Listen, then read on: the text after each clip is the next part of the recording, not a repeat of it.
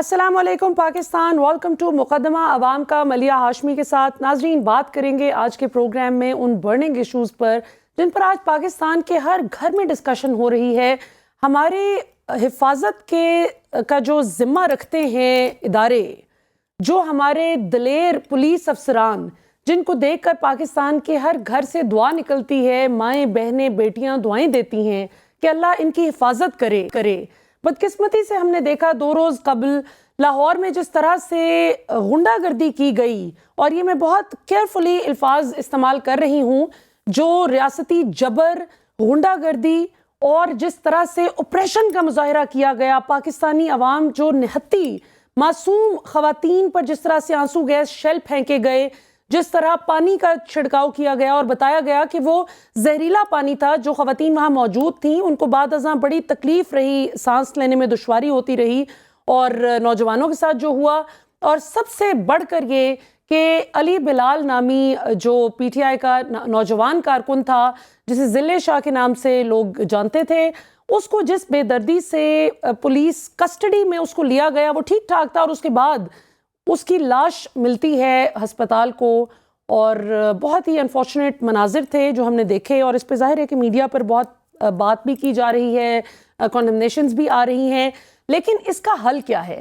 تو آج کے پروگرام میں ذرا اگلے انتخابات کے حوالے سے بھی بات کریں گے، اور یہ جو بڑھتا ہوا تشدد ہے، یہ تشدد پسند جو اپروچ ہے، اس کو کس طرح سے کاؤنٹر کیا جائے، آج کے پروگرام میں اس پر بات کریں گے۔ ہمارے ساتھ موجود ہیں ایک بہت ہی خاص مہمان۔ جماعت اسلامی کسی تعارف کی محتاج نہیں، پاکستان کی پرومیننٹ سیاسی جماعتوں میں اس کا شمار ہوتا ہے۔ تو آج ہمارے ساتھ موجود ہیں امیر جماعت اسلامی جناب سراج الحق صاحب۔ سراج الحق صاحب، ہمیں جوائن کرنے کے لیے بہت بہت شکریہ۔ سب سے پہلے تو یہ بتائیے کہ آپ یہ، جیسے میں نے ابتدائیے میں بھی بات کی کہ یہ بڑھتا ہوا تشدد اور جو بڑی شدت پسندی آ گئی ہے ہمارے معاشرے میں، اس کو آپ کس طرح سے دیکھتے ہیں، اور جماعت اسلامی کے پاس اس کا کیا حل ہے؟ یہ ایک سٹیٹس کو ہے، یہی پولیس ہے، کبھی پی ٹی آئی والے استعمال کرتے ہیں، کبھی مسلم لیگ اس کو مخالفین کے خلاف استعمال کرتے ہیں، تو کوئی ایک ظالم نہیں ہے، یہ ظالموں کے ٹولے ہیں۔ عدلیہ انہوں نے مفلوج کیا ہے، الیکشن کمیشن انہوں نے مفلوج کیا ہے، احتساب کے سارے ادارے انہوں نے مفلوج کیا ہے، تو یہ کسی کے سامنے جواب دہ نہیں ہے، اور یہ لوگ چاہتے ہیں کہ عدالت بھی ان کی بات مانے، الیکشن کمیشن ان کی بات مانے، اسٹیبلشمنٹ ان کی بات مانے، ایوان ان کی مرضی کے مطابق چلے۔ یہ اپنے آپ کو بادشاہ سمجھتے ہیں، مغل بادشاہوں سے بھی زیادہ۔ تو کیا پی ٹی آئی اور کیا پی ڈی ایم اور کیا پیپلز پارٹی، یہ ایک ہی کلچر کے علمبردار ہے، ایک ہی نظام کے فیسیلیٹیٹر ہے۔ یہی وجہ ہے کہ تاریخ بدلتی ہے، کردار نہیں بدلتے۔ یہی کام کل پی ٹی آئی کی حکومت میں، یہی کام آج پی ڈی ایم کی حکومت میں ہم دیکھتے ہیں۔ کل جو واقعہ ہوا ہے اس کے میں مذمت کرتا ہوں، مجھے بہت زیادہ افسوس ہے۔ ہم جمہوری لوگ ہیں اور ہم سمجھتے ہیں کہ ہر آدمی کو اپنی بات کرنے کا، احتجاج کرنے کا، ریلی نکالنے کا اجازت ہونا چاہیے۔ کسی کا یہ حق نہیں ہے کہ پرامن احتجاجوں پر پابندی لگا دے۔ لیکن آپ نے دیکھا کل یہی ہوا۔ کچھ دن پہلے ہمارے گوادر میں ہدایت الرحمان صاحب نے گوادر کے لوگوں کی ترجمانی کی، اس کو بھی جیل میں ڈالا۔ تو یہ کہانی کل سے نہیں ہے۔ آپ کو یاد ہوگا کہ خود وزیر اعظم عمران خان صاحب تھے تو کوئٹہ میں 11 مزدور قتل کیے گئے، ذبح کیے گئے، اور 13 دن ان کی لاش فٹ پاتھ پر پڑی رہی۔ ان کے وارثین کا ایک مطالبہ تھا کہ عمران خان صاحب یہاں آ جائیں، ہمیں تسلی دے، قاتلوں کو گرفتار کر لے، لیکن یہ نہیں گئے۔ ان کا یہ بیان تھا کہ یہ مجھے بلیک میل کرنا چاہتے ہیں۔ تو شہباز شریف ہو، عمران خان ہو، زرداری ہو، یہ ایک ہی نظام کے فیسیلیٹیٹر ہے۔ ورلڈ بینک کے اور آئی ایم ایف کے ڈکٹیشن پر چلنے والے یہ لوگ ہیں۔ ان کی معاشی پالیسی ایک ہے، ان کے داخلی پالیسی ایک ہے، ان کے تعلیمی پالیسی ایک ہے، ان کے سیاسی کلچر ایک ہے۔ مافیاز نے ان تمام پارٹیوں میں کیمپ ڈالے ہیں، ڈیرے ڈالے ہیں۔ لینڈ مافیا، ڈرگ مافیا، آٹا مافیا، چائے مافیا، چینی مافیا، یہ سارے مافیاز کے لوگ ہیں جو ان تینوں کیمپوں میں بیٹھے ہیں، اور انہوں نے پورے ملک کو، عوام کو، اداروں کو یرغمال بنایا ہے، تو آپ اس کو معاشی دہشت گرد کہے یا آپ اس کو سیاسی دہشت گرد کہے، لیکن عوام بے بس ہے اور یہ لوگ بے حس ہے۔ اچھا امیر صاحب یہ بتائیے گا، ابھی آپ نے ڈیفرنٹ پالیسیز کا جہاں ذکر کیا وہیں آپ نے تعلیمی پالیسی کا بھی ذکر کیا۔ تعلیمی پالیسی عمران خان کی تو اس طرح سے مختلف نہیں تھی کہ انہوں نے مدرسوں کو بھی مین سٹریم میں لانے کی کوشش کی اور یکساں نظام تعلیم پاکستان میں رائج کرنے کے لیے ایفرٹ کی، اس کو آپ کس طرح سے دیکھتے ہیں؟ بھائی 10 سال تو ان کے خیبر پختونخوا میں حکومت رہی ہے، اگر کوئی چیز ان کے ساتھ ہے تو وہاں کر کے دکھاتے، وہاں تو یہ کام نہیں کر سکے۔ ان کا سارا انحصار بیانات پر ہے، دعووں پر، نعروں پر، تبدیلی۔ ٹھیک ہے، تانہ دار کو تبدیل کیا ہوگا، ڈپٹی کمشنر کو تبدیل کیا ہوگا، اپنے 3-4 سال کی حکومت میں بار بار اپنی سیکرٹریوں کو تبدیل کیا، لیکن as such P D M اور پی ٹی آئی کے پالیسیوں میں کوئی فرق نہیں ہے، وہی پرانی بیوروکریسی ہے، پرانا نظام ہے، پرانی کتاب ہے، اور عدالت کا نظام تباہ ہو گیا، تعلیمی نظام تباہ ہو گیا۔ اب دیکھیں نا، ان کو یہ بتانا چاہیے کہ 2.25 کروڑ بچے تعلیمی اداروں سے باہر ہے، تو 11 مہینوں میں پی ڈی ایم نے کتنے بچوں کو پڑھایا؟ 4.25 سال میں پی ٹی آئی نے کتنے بچوں کو پڑھایا؟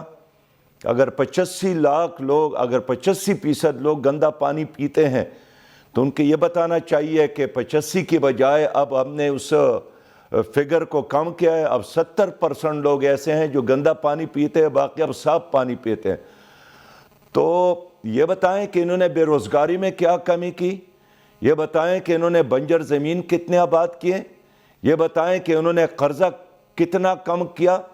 تو یہی ہے کہ ایک پی ٹی آئی کی حکومت تھی، وہ بھی آئی ایم ایف کے دروازے پر سجدریز تھی، ایک پی ڈی ایم کی حکومت ہے، وہ بھی اسی دروازے پر سجدریز ہے۔ چہرے بدلتے ہیں، نظام اسی جگہ پر ہے۔ جماعت اسلامی چاہتی ہے کہ امام کو بھی بدلو، نظام کو بھی بدلو، نظام کو بھی بدلو، حکمران کو بھی بدلو۔ تو یہ لوگ جب تک ہے جو اس وقت آپس میں دست بگریبان ہیں، اور ان کی لڑائی ہے کس چیز پر؟ کیا غربت کا خاتمہ یہ لوگ چاہتے ہیں؟ کیا جہالت کو ختم کرنا چاہتے ہیں؟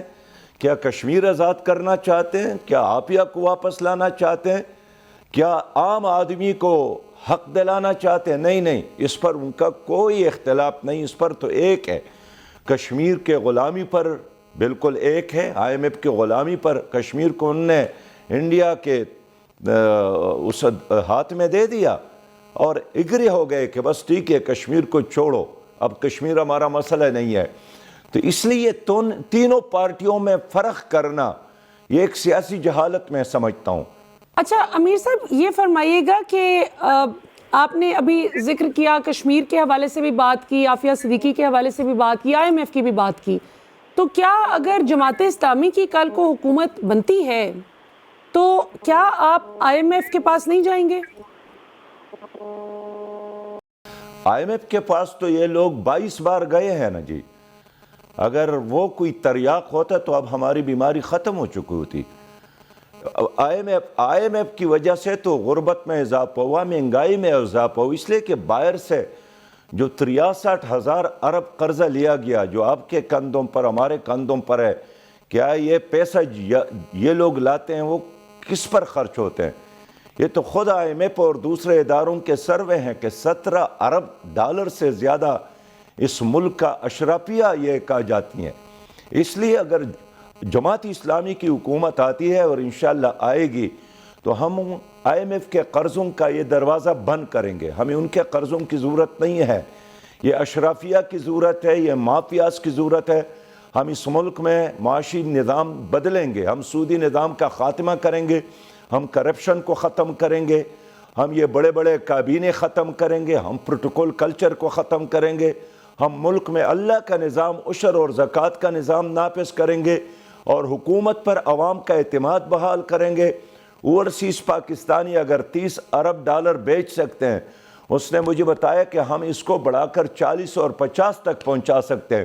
اگر اعتماد بحال کیا جائے، اگر ہمیں سیکیورٹی دی جائے، ہم بنجر زمینوں کو آباد کریں گے، ہم اپنے پانی کا صحیح استعمال کریں گے، میں اس لیے کہنا چاہتا ہوں کہ ہمیں قرضوں کی ضرورت نہیں ہے، ہم قرض دینے والا ملک بن سکتا ہے اگر یہ ملک صحیح قیادت کے ہاتھوں میں آ جائے، اور یہ کام صرف اور صرف جماعت اسلامی کر سکتی ہے۔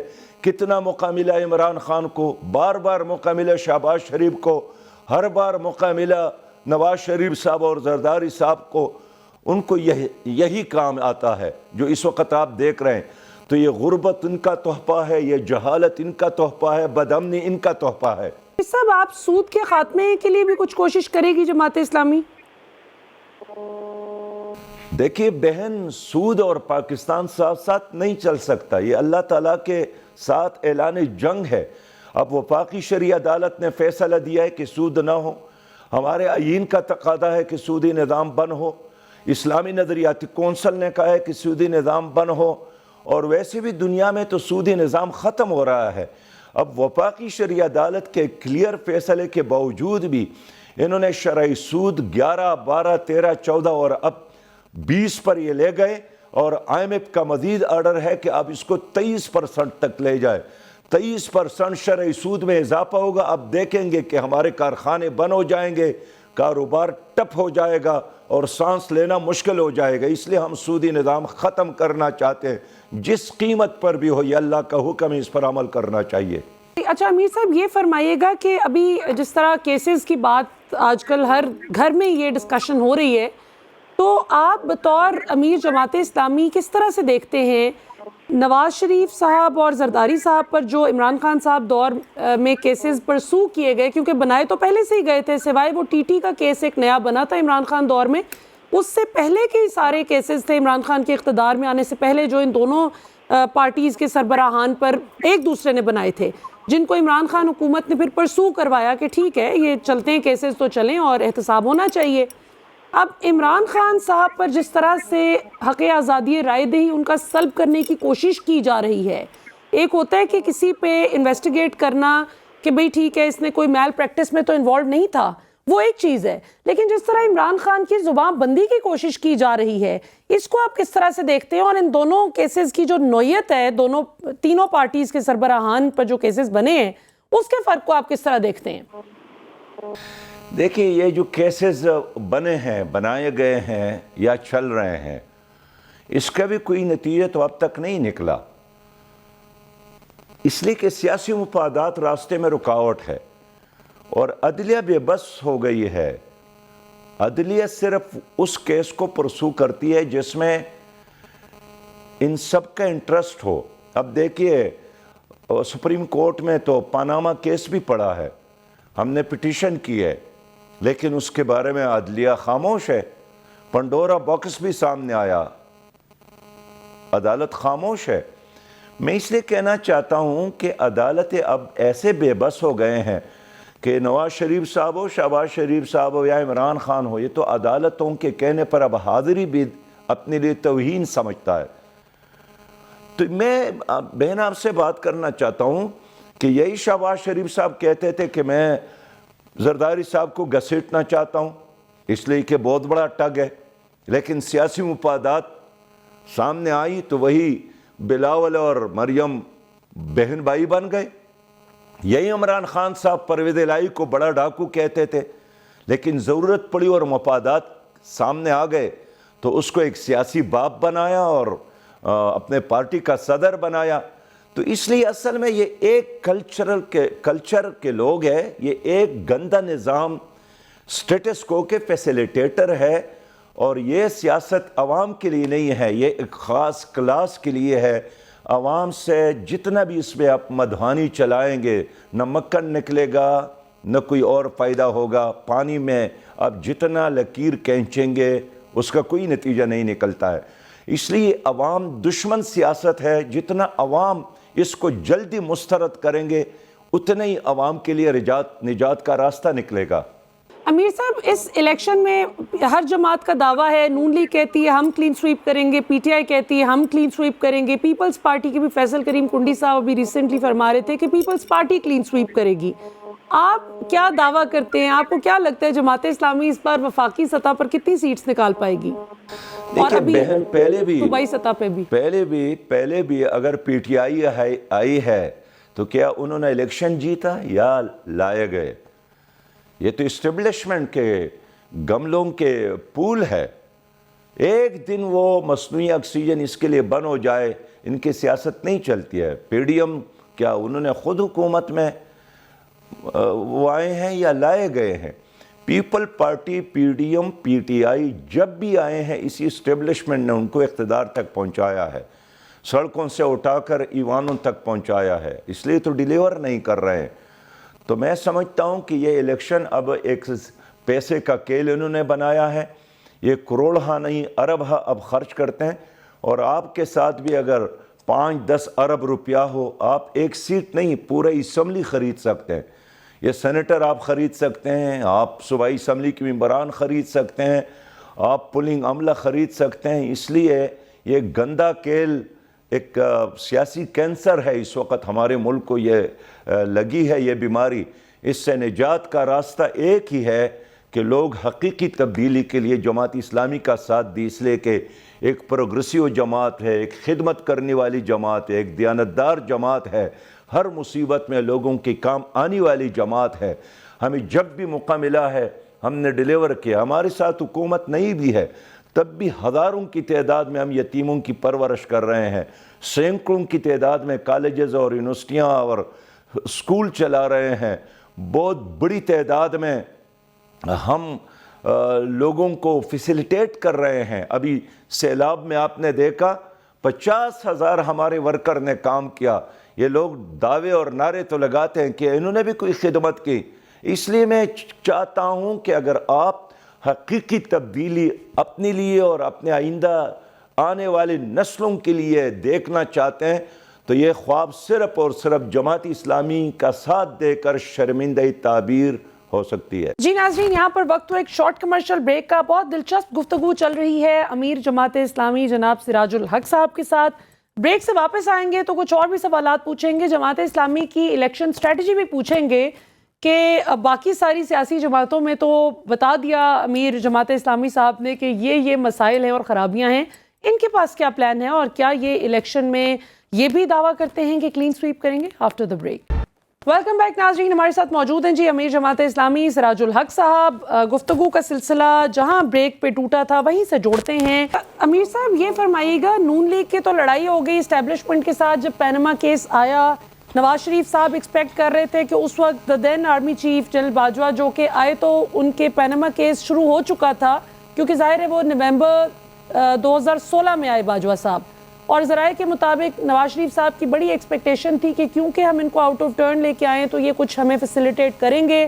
جو باجوہ صاحب کے ہاتھ سے بات چونکہ نکل چکی تھی اس وقت کچھ ہو نہیں سکتا تھا.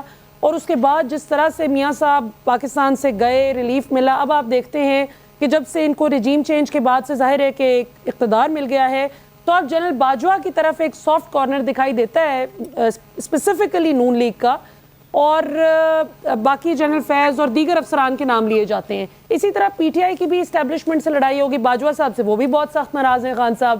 لیکن اس لڑائی کے باوجود خان صاحب نے بائی الیکشن میں بہت 37 میں سے آپ دیکھیں 30 سیٹس نکال گئے. تو ابھی آپ کو کیا لگتا ہے کہ یہ کوئی ہسٹری تو نہیں بننے جا رہی کہ اسٹیبلشمنٹ کی مخالفت اور ان سے لڑائی مول لینے کے باوجود کوئی بھی جماعت اگر ان میں سے جیتتی ہے تو ہسٹری نہیں بنے گی، خاص طور پہ اگر پی ٹی آئی جیتتی ہے؟ دیکھیے، پہلی بات تو یہ ہے کہ باجوہ صاحب کو، فیض حمید صاحب کو یا کسی اور کو انہوں نے سیاست میں ملوث کیوں کیا؟ اس لیے کہ ان کے در پر جا کر ان سے تعاون لیتے ہیں. حال یہ ہے کہ اسٹیبلشمنٹ تو وزیر اعظم کا ایک ماتحت ادارہ ہے، آرمی چیف کو تو ان کے ایڈوائس پر چلنا چاہیے.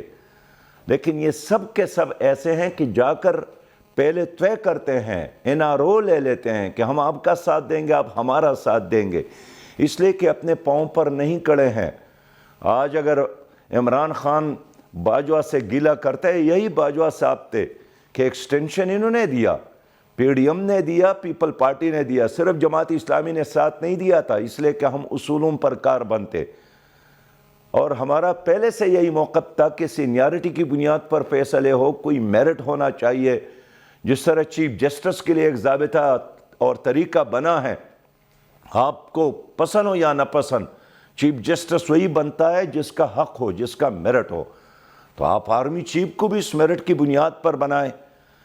اور آج اگر پید حمید کی بات مسلم لیگ والے کر رہے ہیں, اصل میں ان کو یہ سمجھنے کی ضرورت ہے کہ کیا آپ اتنے کمزور ہیں کہ ایک پولیس کا افسر آپ کی حکومت یا اٹھاتا ہے یا گراتا ہے, یہ اس لیے آپ کمزور ہو گئے ہیں کہ آپ ان کے کندھوں پر بیٹھ کر اقتدار میں آتے ہیں, پھر آپ کو وہ انگلیوں سے اٹھا کر چلانے کی کوشش کرتے ہیں. آپ کو یاد ہوگا پیپل پارٹی کی حکومت تھی تو وزیر اعظم امریکہ جاتا تھا تو آرمی چیف ساتھ لے جاتے تھے, عمران خان سعودی عرب جاتے تھے تو آرمی چیف ساتھ لے جاتے تھے, شہباز شریف صاحب چائنا جاتے ہیں تو آرمی چیف کو ساتھ لے کر جاتے, اس لیے کہ باہر کی دنیا بھی اب جان گئی ہے کہ اصل ان چراغوں میں کوئی تیل نہیں ہے.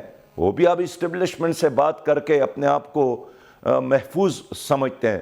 تو میں یہ کہنا چاہتا ہوں کہ یہ تمام پارٹیاں جو آج رو رہے ہیں چوک اور چوراہوں میں کھڑے ہو کر, یہ سب کے سب وہی ہے کہ اقتدار میں ہوتے ہیں تو وہی کام کرتے ہیں, جب باہر آتے ہیں تو پھر روتے ہیں. آپ ابھی تو عمران خان کا اور نواز شریف کا بیانیہ بالکل ایک ہے. وہ بھی کہتے تھے مجھے کیوں نکالا گیا, یہ بھی کہتے ہیں مجھے کیوں نکالا گیا. کچھ دن بعد انشاءاللہ شہباز شریف بھی اس بیانیے میں شامل ہوں گے.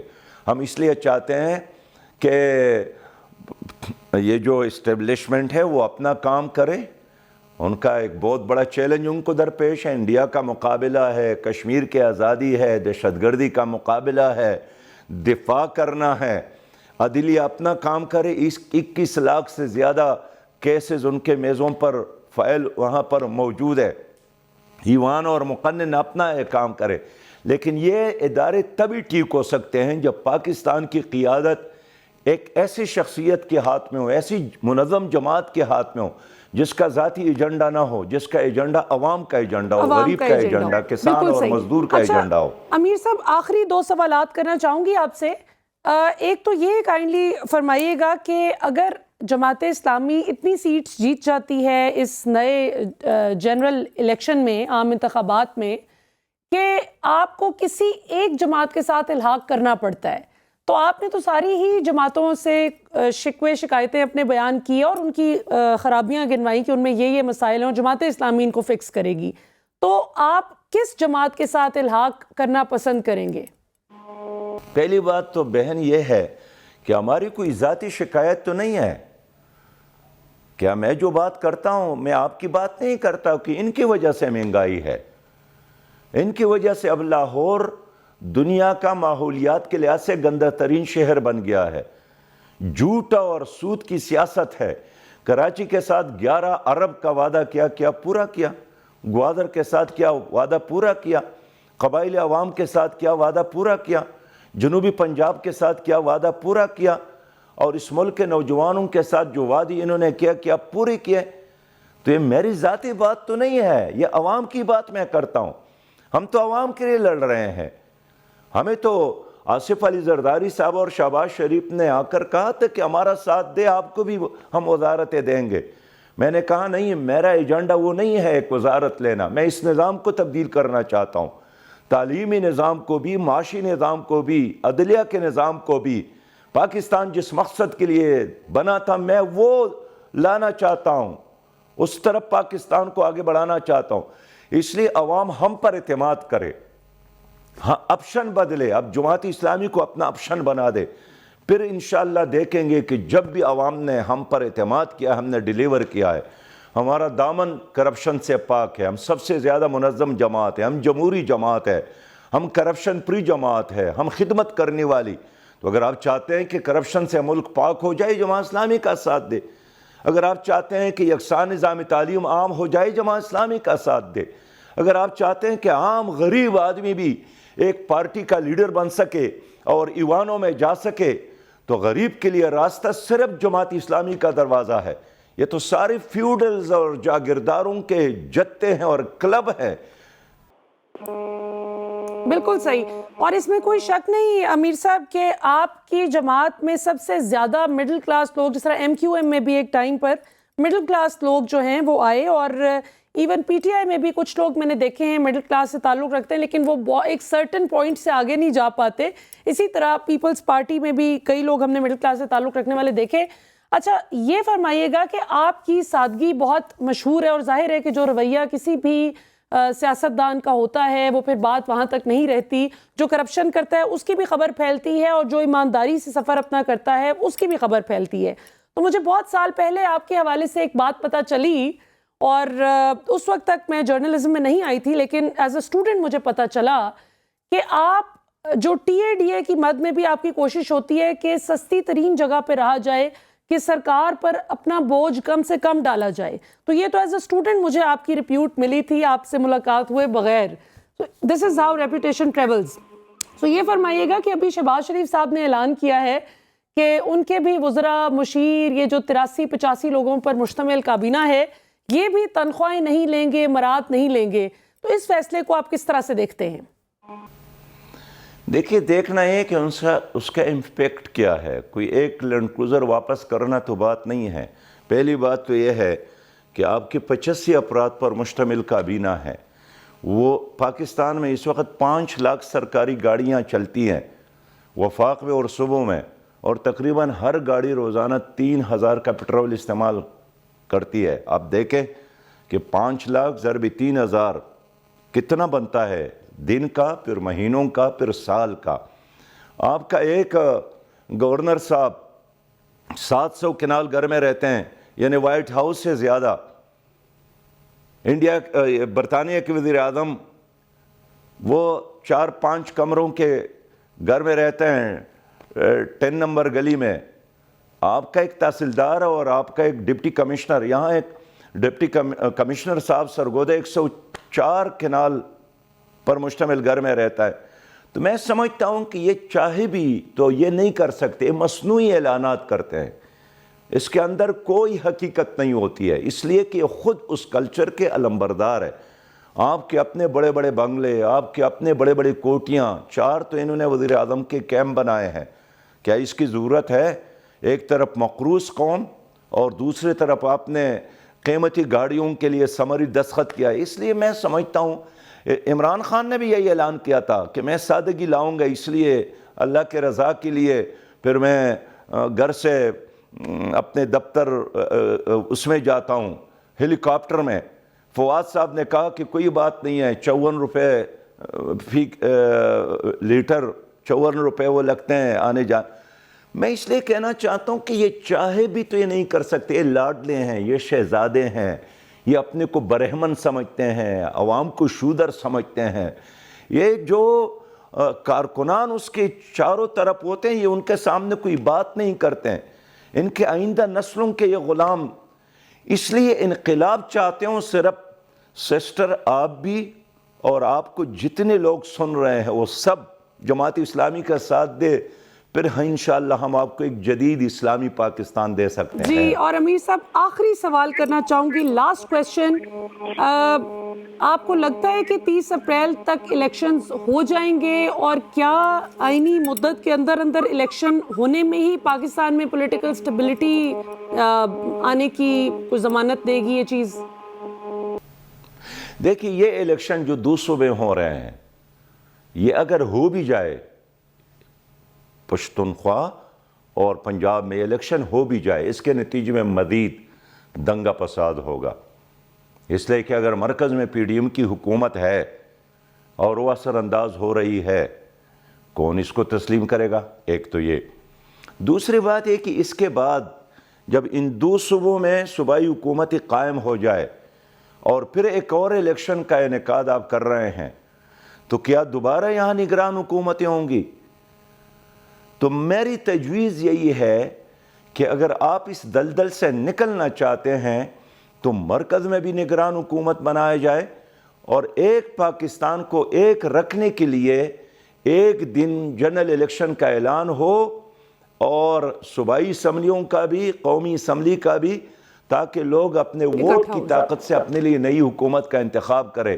یہ جو اس وقت ہو رہا ہے, صبح بھی ہمارے لوگوں نے الیکشن کمیشن کے آفس سے رابطہ کیا تو انہوں نے کوئی کافی تیاری نہیں کی ہے, لیکن ہوں گے الیکشن تو ہم حصہ لے رہے ہیں, ہم نے تیاری کی ہے, ہم نے امیدواران نامزد کیا ہے, لیکن اس کے باوجود میری تجویز یہی ہے کہ ایک دن اور ایک الیکشن ہو تاکہ پاکستان آگے بڑھے. بالکل ٹھیک, بہت بہت شکریہ سراج الحق صاحب, امیر جماعت اسلامی. ناظرین ہمارے ساتھ تھے, آپ نے ان کا مفصل ان کی رائے بھی جانی اور تجزیہ بھی جانا پاکستان کی موجودہ سیاسی صورتحال پر. ابھی یہاں پر وقت ہوا ایک شارٹ کمرشل بریک کا. بریک سے واپس آئیں گے تو پاکستان کی کرنٹ پولیٹیکل سچویشن پر ذرا اینالسٹ سے ذرا ان کا اینالسٹک ویو لیں گے کہ کیا ہو رہا ہے, پاکستانی سیاست کدھر جا رہی ہے اور ملک کس ڈگر پر جا رہا ہے. After a short break. Welcome back ناظرین, بات کریں گے پاکستان کی موجودہ سیاسی صورتحال پر جو اس وقت بالکل ایک جنگل کا قانون محسوس ہوتا ہے جیسے پاکستان میں لاگو ہو گیا ہے اور بڑا ایک ریسلنگ رنگ بن گیا ہے. یعنی جس طرح سے اکھاڑ پچھاڑ ہم نے پولیس کو کرتے ہوئے دیکھا وہ بہت ہی ایک ایسا ٹیریبل منظر تھا کہ اللہ نہ کرے کہ کبھی ہمیں دوبارہ ایسا منظر دیکھنے کو ملے, چاہے حکومت کسی کی بھی ہو. اور بدقسمتی کی بات یہ کہ نگران پنجاب حکومت جس کا کام ہی یہ ہے کہ اس نے الیکشن کمیشن کی معاونت کرنی ہے بر وقت فری اینڈ فیئر الیکشن کروانے میں, وہ جس طرح سے پولیٹیسائز ہو کر پولیٹیکلی موٹیویٹڈ حرکتیں کرتے ہوئے ہمیں نظر آ رہی ہے, یہ بہت ہی افسوسناک اور شرمناک صورتحال ہے. سیاسی جماعت کوئی بھی ہو اس کے ورکرز کا حق ہے, ہر پاکستانی شہری کا حق حاصل ہے کہ وہ پرامن احتجاج کریں, وہ اپنی رائے کا اظہار کریں. انہیں اگر کسی بات پر مثلاً مہنگائی ہے, سب سے بڑا فیکٹر میں آپ کو بتاؤں آج جس پہ پاکستانی عوام نکلتی ہے, شاید لوگوں کو اس بات سے بھی اتنا فرق نہ پڑتا, چاہے وہ عمران خان سپورٹرز ہی کیوں نہ ہوں, کہ جی عمران خان کو سازش کر کے نکالا یا کیا کنسپریسی تھی یا کیا پلاننگ کی گئی.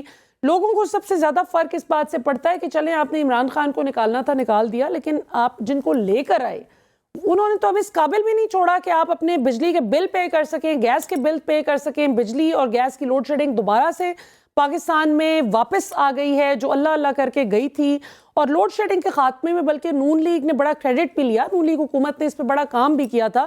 پیپلز پارٹی دور میں بدترین حالات تھے, نون لیگ دور میں کچھ بہتر حالات ہوئے لوڈ شیڈنگ کے, اور عمران خان دور میں بالکل ختم ہو گئی تھی لوڈ شیڈنگ. تو بجائے اس کے پوری دنیا آگے کی طرف جاتی ہے, پروگریس کرتی ہے, ہم ریگریس کر رہے ہیں, اور ریلیگیٹ کر کے ریگریس کر کے ہم کس جہالت کی اور لا قانونیت کی اتھاہ گہرائیوں میں گر گئے ہیں اس کو شاید الفاظ میں بیان کرنا ممکن نہیں. تو ہمارے ساتھ اس میں ناظرین موجود ہیں بریگیڈیئر ریٹائرڈ فاروق حمید صاحب, پاکستان کے ممتاز سیاسی تجزیہ نگار ہیں, اور آپ نے گراؤنڈ پہ as a soldier, as a brave soldier Pakistan کی نمائندگی کی اور بڑی زبردست کامیابیاں حاصل کی ماشاءاللہ. بریگیڈیئر صاحب ویری وارم ویلکم. آخری سیگمنٹ ہے, کوئکلی 2-3 سوال آپ سے پوچھنا چاہوں گی. سب سے پہلے تو یہ بتائیے کہ جو آپ نے لاہور میں تماشا دیکھا اس کو کس طرح سے دیکھتے ہیں آپ, کہ ڈی ایس پی جو ہیں وہ پاکستانی عوام کو, نہتے شہریوں کو جس طرح سے تھپڑ مکے مار رہے ہیں, تشدد کر رہے ہیں, اس کو کس طرح سے دیکھتے ہیں آپ پولیس کی اس جارحانہ رویے کو؟ بسم اللہ الرحمن الرحیم, بہت شکریہ. یہ مت کہیں کہ پولیس کی جارحانہ رویے کو, یہ کہیں کہ پولیس کی دہشت گردی کو. دیکھیں کل جب میں نے جو ویڈیوز دیکھے ہیں اپنا سوشل میڈیا پہ, کیونکہ میڈیا تو الیکٹرانک میڈیا تک کوریج نہیں کر رہا تھا, تو مجھے 25 مئی یاد آ گیا پچھلے سال کیا ہوا تھا, لیکن اس سے زیادہ کچھ ایسے امیجز کل میں نے دیکھے ہیں جس طرح لوگوں کو مارا گیا, ان کو جسم سے خون نکلنا, یہ وہ, چاہے خواتین ہو, مرد ہو, بچے ہوں وغیرہ. مجھے تو 16 جون سانیہ ماڈل ٹاؤن یاد آ گیا, ادھر بھی یہی ہوا تھا, یہی پولیس کی دہشت گردی تھی وہاں پہ, یہی وہاں پہ اپنا جس کو کہتے ہیں گلوکریسی, جو ایک نیا نام اس کے بعد کوائن کیا گیا تھا, جس طرح گاڑیوں کو کل پھر توڑا گیا. دیکھیں ایک پہلی بات ہے ہائیلی کنڈیمیبل. نمبر 2, ہم نے 2018 کے الیکشن میں بھی کیئر ٹیکر گورنمنٹ کو دیکھا ہے, جب اپنا حسن عسکری رضوی صاحب وہ کیئر ٹیکر چیف منسٹر, خدا کی قسم اتنا پیسفل اور اتنا شفاف طریقے سے اس کیئر ٹیکر گورنمنٹ نے فیسیلیٹیٹ کیا پنجاب اسمبلی کے الیکشن اینڈ اوور آل جو جنرل الیکشن تھے. اس طرح تو پتہ نہیں کیا مصیبت پڑ گئی ہم لوگوں کو, ہو کیا گیا ہمیں. اور دوسری بات یہ ہے پنجاب پولیس کے بارے میں پھر دوبارہ ایک بات کرنا چاہتا ہوں. میں سمجھتا ہوں وقت آ گیا کہ پنجاب پولیس کا یہ جو دہشت گردی والا کلچر ہے جو ثانیہ ماڈل ٹاؤن کے بعد ہم نے سے شروع ہم دیکھ رہے ہیں, بھائی ان کے جب جو بھی اب ریگولر گورنمنٹ آتی ہے پنجاب اسمبلی کے الیکشن میں they have to reform the Punjab police. Punjab police का ये जो दहशत गर्दी और फैशिज्म वाला माइंडसेट है, ये रिफॉर्म होना चाहिए। केपी की पुलिस हमारे सामने है, what a model. Balochistan police, Sindh police, हम सिंध को बड़ा क्रिटिसाइज करते हैं, लेकिन नहीं, सिंध पुलिस जो है वो इस तरह कभी एक्ट नहीं करती है। Something is basically wrong with Punjab police. इस इदारे को ठीक करना होगा, बहुत जरूरी है। क्या इसमें क्रिमिनल माइंडसेट वाले लोग जो हैं वो भर्ती किए गए इन द लास्ट 10 ईयर, जो माजी की गवर्नमेंट थी और जो फिर पीटीआई की गवर्नमेंट कंट्रोल नहीं कर सकी उन क्रिमिनल एलिमेंट्स को? जाहिर बात है, इतना टाइम नहीं था। ये जो भी आपके एक कमजोर चीफ मिनिस्टर था। कहने का मतलब ये है कि दिस इज नॉट एक्सेप्टेबल। और आज मैं आपको एक और बात बता दूं, देखें, पीटीआई के लोग क्या कहते हैं कि इमरान खान हमारी रेड लाइन है। आज एक और रेड लाइन क्रिएट होगी पाकिस्तान में, और वो एतजाज अहसन साहब, पाकिस्तान जी बिल्कुल, हाईली रिस्पेक्टेड लॉयर, वो कहते हैं सुप्रीम कोर्ट अब हमारी रेड लाइन है। तो मैं तो ये देख रहा हूं कि अगर जिस तरह केपी गवर्नर जो मुजाहमत कर रहे हैं और सुप्रीम कोर्ट के ऑर्डर्स को वायलेट कर रहे हैं, और उनको मेरे ख्याल कानूनी नोटिस भी मिल गया, वो इलेक्शन डेट नहीं दे रहे, तो ये अगर पाकिस्तान के वकला बाहर निकल आए under the leadership of Aitzaz Ahsan, तो 2007 की उन्होंने जो लॉयर्स मूवमेंट का हिंट किया, और मैंने इंडिया में दे दिया। जी देखें, और मैं आपको बात बता दूं, मैंने 1960 से तमाम डेमोक्रेटिक मूवमेंट, लॉयर्स की मूवमेंट को देखा है। जब पाकिस्तान के वकला सड़कों पे आ जाए काले कोट पहन के, मैं समझता हूं कि दैट इज द एंड। मतलब फिर उनके आगे कोई पुलिस और कोई ऐसी मुजाहमत नहीं कर सकता। वकला निकला है तो इसका मतलब ये कि the game is over. My point is that अभी भी हमें होश की लाखों लेनी चाहिए। और भाई, पंजाब में इलेक्शन अनाउंस हो गए हैं, अब इलेक्शन शेड्यूल अनाउंस हो गया, लोगों ने कैंपेनिंग करनी है, लोगों ने अपना कॉर्नर मीटिंग करनी है, रैलीज निकालनी है, एमपीएस ने अपने छोटे छोटे निकालने। ये रैलीज पे पाबंदी, सियासी मुजाहिरों पे पाबंदी, ये मतलब ये कोई नई चीज ही सुनने में आ रही है कि ये आप कैसे कर सकते हैं इलेक्शन से पहले? भाई, मैं ये कह रहा हूँ, ये तो केयर टेकर गवर्नमेंट जो है, तो बड़े सख्त सवाल जो है वो उठ के हैं। इनकी लॉयल्टी, इनकी एफिलिएशंस क्या हैं? क्या ये आइन के साथ हैं? ये क्या ये सुप्रीम कोर्ट के ऑर्डर्स को वायलेट करने के लिए और फ्लॉट करने की कोशिश कर रहे हैं कि जो अपना इलेक्शन को फैसिलिटेट करने के बजाय ये तो बीच में बैरियर्स क्रिएट कर रहे हैं, हर्डल्स क्रिएट कर रहे हैं। जमहूरियत की जो प्रोसेस है, ये तो उसको ऑब्स्ट्रक्ट कर रहे हैं। एक दिन राना सनाउल्लाह ये बात करते हैं कि जी अगर जलसे जुलूस ना निकाले पीटीआई तो फिर इलेक्शन हो सकते हैं, और उसके बाद फौरी बात आप देखते हैं पंजाब गवर्नमेंट ये बात कर रही है, care taker government, that to. देखें, अगर सेक्शन 144 का लगाया, ओके, हुकूमत की अगर है, उन्होंने चाहे बदनीयत इन्वॉल्व है, जो भी है, अगर 144 लगाया तो फिर आज उठाया क्यों है? फिर ये 144 तो पीएमएलएन के लिए भी होना चाहिए, अक्रॉस द बोर्ड होना चाहिए, सबके लिए होना चाहिए। Election release for nobody.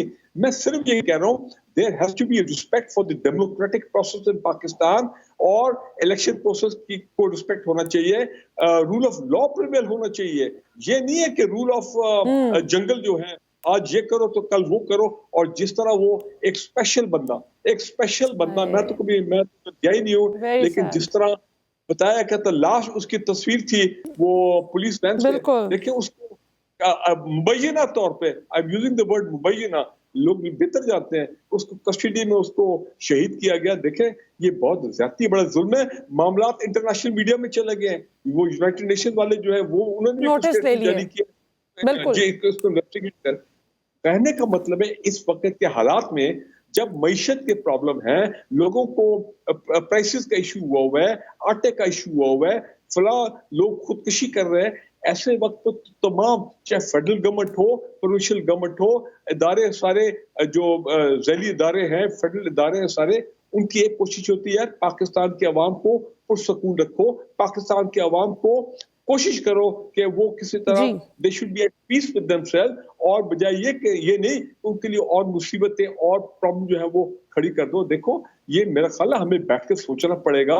Imran Khan को भी चाहिए कि अब ये पॉलिटिकल पार्टीज जो है, अब prime minister of Pakistan, main तो जिम्मेदारी उनकी है, वो केयर टेकर चीफ मिनिस्टर साहब तो बाद में आते हैं, कि प्राइम मिनिस्टर ऑफ पाकिस्तान जो है, हाउ कैन ही टॉलरेट जो हुआ कल लाहौर में, अगर कल हुआ चंद दिनों बाद फिर दोबारा हो जाएगा। तो देखें, ये पाकिस्तान की बड़ी बदनामी हो रही है। मैं हमेशा ही कहता हूँ, ہماری ریڈ لائن کیا ہے؟ میں ایز اے پاکستانی، میں کسی پارٹی کے ممبر نہیں ہوں، میری ریڈ لائن ہے پاکستان کے عوام کی ریڈ لائن ہے Pakistan and the constitution of Pakistan, ٹھیک ہے نا جی، اور اس پہ ہر طریقے سے عمل ہونا چاہیے.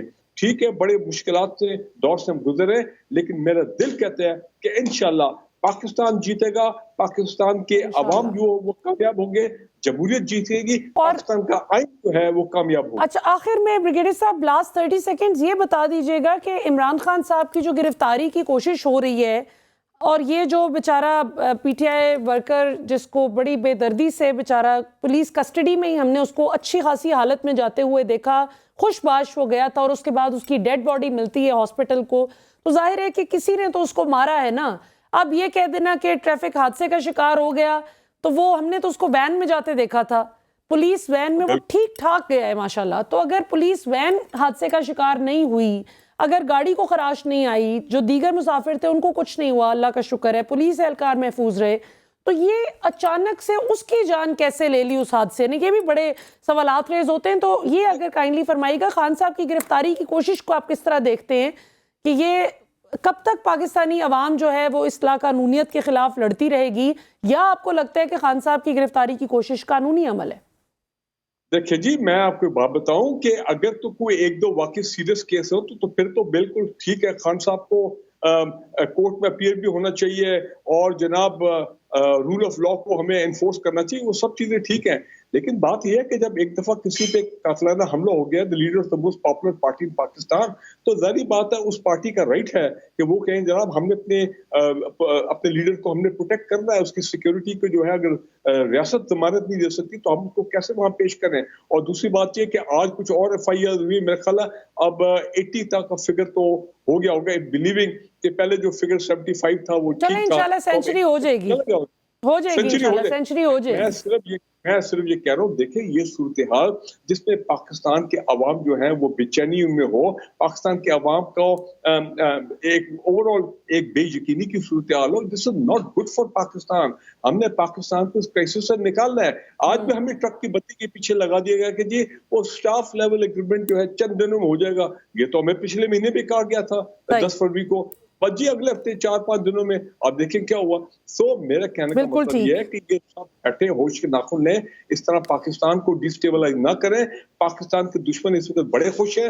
دیکھیں انڈین میڈیا ہمارے بارے میں جو ہے وہ کیا بات کر رہا ہے. مجھے تو بڑی تکلیف ہوتی ہے، سب پاکستانی کو بڑی تکلیف ہوتی ہے کہ جلد سے جلد ہم اس صورت نکلیں. وہ تو بریگیڈیئر صاحب آپ کو تکلیف ہوتی ہے، مجھے ہوتی ہے اور پاکستانیوں کو ہوتی ہوگی، لیکن جو لوگ یہ کر رہے ہیں، جس طرح سے پاکستانی عوام اور پاکستان کے ریاستی اداروں کو آمنے سامنے کھڑا کر دیا گیا ہے، جس طرح سے تشدد ہو رہا ہے، جس طرح سے اس طرح چن چن کے پھینٹی لگائی جا رہی ہے اپنے ہی معصوم نہتے شہریوں کو، کہ جیسے ابھی نندن کے ساتھ جو سلوک نہیں کیا گیا تھا، جو سلوک ہم نے اپنے بدترین دشمنوں کے ساتھ نہیں کرتے، ان کے ساتھ بھی جو سلوک نہیں کیا گیا وہ پاکستانی شہریوں پر کیا جا رہا ہے. تو یہ میرا بھی خیال کہ ان کو کوئی تکلیف ہوتی ہے یہ حالات دیکھ کے. میں یہ سمجھتا ہوں کہ یہ ایک پاکستان کے دشمن چاہے کچھ ادھر بیٹھے ہوئے ہیں کچھ باہر بیٹھے ہوئے ہیں، یہ ان کا ایک ایجنڈا ہے، ان کے عزائم ہے کہ پاکستان کے اداروں چاہے وہ پولیس کے ادارے ہوں، ہمارے لا انفورسمنٹ ایجنسیز ہوں، حکومتیں ہوں، ان کو عوام کے ساتھ لڑاؤ، ان کے عوام کے ساتھ آپس میں ایک اتنا خلیج پیدا کر دو تاکہ پاکستان میں پاکستان مسائل سے نکل نہ سکے. بالکل ٹھیک. یہ ہمیں یہ بائی ڈیزائن ہے. میں سمجھتا ہوں یہ سازش ہو رہی ہے اور یہ سازشی عناصر بیٹھے ہوئے ہیں، ہر جگہ وہ بیٹھے ہیں جو یہ کام کر رہے ہیں. بہت شکریہ بریگیڈیئر فاروق حمید صاحب، آپ ہمارے ساتھ موجود تھے. ناظرین نے بریگیڈیئر صاحب کا انالیسس سنا. اب ذرا کوئکلی میں آپ کو دکھاتی چلوں کہ اقوام متحدہ نے بھی علی بلال نامی جو پی ٹی آئی کارکن تھا جسے ذلے شاہ کے نام سے افیکشنیٹلی یاد کیا جاتا تھا، اس کے پراسرار موت کی تفتیش ڈیمانڈ کر دی ہے، اس کا مطالبہ کر دیا اقوام متحدہ نے. Let's watch. Peaceful protests must be able to go ahead without hindrance. It's clear to us that wherever they take place in the world, people have the right to peaceful protest. Regarding that, if there are any deaths, those would need to be investigated thoroughly. جی ناظرین، آپ نے دیکھا کہ اب دنیا میں پاکستان میں جو لاقانونیت اس وقت رائج ہو چکی ہے اس کے حوالے سے تشویش پائی جا رہی ہے, آواز اٹھائی جا رہی ہے اور تحقیق اور تفتیش کا مطالبہ کیا جا رہا ہے. تو یہ بڑے ایسا وقت آ گیا ہے پاکستان میں کہ جہاں شدید قسم کی انٹروسپیکشن کی ضرورت ہے. اب یہ صرف لفاظی سے کام نہیں چلے گا کہ سیاستدان صرف کنڈیم کر دیں, اب عمل چاہیے. Action speak louder than words. لوگوں کو اب مرہم چاہیے, ان زخموں پر مرہم رکھنے کی ضرورت ہے. سیاسی جماعت جو بھی اقتدار میں آئے, ایسا بھی کیا الیکشن سے بھاگنا اور ایسا بھی کیا پاکستان کے نظام کو الٹ پلٹ کے رکھ دینا کہ اپنے سیاسی مفاد کی خاطر جو بھی ہوتا ہے ہو جائے. یعنی پاکستانی عوام کی کوئی ٹکے کی پرواہ نہ رہ جائے سیاسی جماعتوں کو, یہ تو کوئی بات نہ ہوئی. یہ تو پاکستانی ہونے پر ہی آپ خود کو کیسے بھی پاکستانی کہہ سکتے ہیں؟ آپ کیسے خود کو پاکستان سے مخلص کہہ سکتے ہیں اگر آپ کو اتنی سی بھی پرواہ نہیں ہے کہ آپ کے نہتے معصوم شہریوں پر گولیاں برسائی جائیں, جس طرح سے ماڈل ٹاؤن میں ہم نے دیکھا, اور جس طرح سے اس کے بعد ہم نے ماڈل ٹاؤن کا سیکول ہوتے ہوئے دیکھا 2 دن قبل. اس پر تو شہباز شریف صاحب کو ایز اے اسٹیٹسمن سب سے پہلے اس کا نوٹس لینا چاہیے اور پتہ کرنا چاہیے کہ کیوں کیا جا رہا ہے. یہ نہیں کہ مخالف سیاسی جماعت کے کارکنان ہیں یا ان کو چاہنے والے ہیں تو ان کے ساتھ جو مرضی ہو جائے, ہاں بس ہمارے سیاسی کارکنان کو کچھ نہ کہا جائے. جس طرح ڈرون حملوں کی جب بات ہوئی تھی تو اس وقت بھی شہباز شریف صاحب کی یہ اپروچ تھی کہ ہاں کے پی والی سائڈ پہ ادھر رکھیں, پنجاب سے پرے پرے رکھیں, کیونکہ اس وقت وہ خود جناب سی ایم پنجاب تھے. تو ایسے نہیں چلے گا. خیبر پختونخوا بھی ہمارا ہے, پنجاب بھی ہمارا ہے, بلوچستان بھی ہمارا ہے, سندھ بھی ہمارا ہے, آزاد کشمیر بھی ہمارا ہے, گلگت بلتستان بھی ہمارا ہے. ہم تو بھارتی مقبوضہ کشمیر کو بھی کہتے ہیں کہ وہ پاکستان ہے. اور آج حالت یہ ہو گئی ہے کہ پاکستان کے اندر اس قدر لاقانونیت ہو گئی ہے کہ لوگ سیکیور نہیں محسوس کر رہے خود کو. تو یہ جناب ایسے نہیں چلے گا, ملک ایسے نہیں چلتے. تو ہمارا ملک ماشاءاللہ ایک بڑی ایٹمی طاقت ہے, ایک ایسا ملک ہے, ورنہ امریکہ جیسی سپر پاور جو اتنا تگڑا ملک ہے, جو اتنا دنیا میں جس طرح سے وہ چیس کی گیم کی طرح اپنے پیادے رکھتا ہے, جس طرح سے وہ اپنا دماغ اپلائی کر کے 2 ملکوں کو لڑا دیا, اس ملک میں خود چلے گئے, فلاں ملک میں بدامنی پھیلا دی, اس ملک کو مینیپولیٹ کیا, اس کا بازو مروڑا. تو آخر سوچنے والی بات ہے نا کہ وہ امریکہ پاکستان کے لیے کیوں اتنا کنسرنڈ ہے, کیونکہ اسے پتہ ہے کہ پاکستان میں ماشاءاللہ بلوچستان میں جو ہمارے پاس نیچرل ریسورسز ہیں, جس طرح سے پاکستان میں پاکستانی عوام کی جو ریزیلینس ہے وہ سب سے بڑا اثاثہ ہے ماشاءاللہ.